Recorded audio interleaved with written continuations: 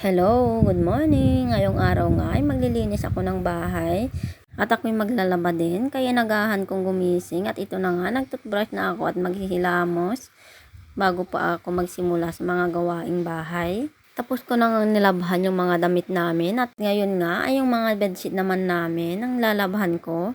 At ito nga, tapos na akong maghilamos at naglagay na rin ako ng sunscreen para naman may proteksyon ang ating mukha sa tirik ng araw. At ito na nga, nagsimula na akong magtanggal ng mga agyo sa kwarto namin. At talaga namang ang dami na ng mga sapol. Ang kukulit kasi ng mga gagambang ito. At yun nga, tapos na pala yung unang salang na labahan ko. Kaya hinango ko muna. At isusunod ka na yung iba. At ito na nga, pinagsasabay ko nga ang gawain ko ngayong araw. Naglilinis habang naglalaba. At ito na nga, tapos na at magbabanlaw na nga ako. At tignan nyo naman yung view dito sa amin. At pagkatapos kong magbanlaw ay nilagay ko na sa dryer para mas madaling matuyo.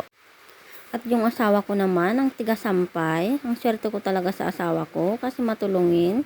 At lagi nga siyang tumutulong sa gawaing bahay. At minsan nga siya pang tagahugas ng pinggan. Habang ako naman ay pinagpatuloy ko na yung pag-aagi sa bahay. At doon naman ako sa salas ngayon at sa kusina. At pagkatapos nga ay nagwalis na ako ng mga kalat. At yun nga, ang dami naglaglaga na sapot ng mga gagamba. Pagkatapos ko ngang malasin ang mga kalat at ito na nga, naghanda na ako ng pagmap ko. At ito na, simulan na natin ang pagmamap. Medyo pagod na nga ako sa time na ito, pero carry lang basta malinis ang ating bahay. At worth it naman yung pagod kapag alam mong malinis na ang iyong tinitirhan. At tapos na nga ako sa kwarto at dito naman tayo sa salas magmamap. At sobrang sarap nga sa feelings kasi sariling bahay mo nang nililinisan mo ngayon. At parang kailan lang, sa bahay lang ng amo ko ang nililinisan ko noon. Ngayon, ang sariling bahay ko na. Sobrang thankful ko nga kay Lord kasi may naipundar ako at nakikita ko na yung pinagpaguran ko ng ilang taon. At salamat din kay Lord kasi binigyan ako ng responsableng asawa at katuwang sa buhay. Kaya naman nagawa ko ang lahat ng ito.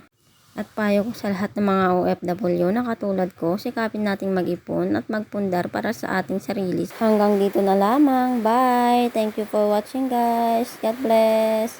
See you on my next vlog.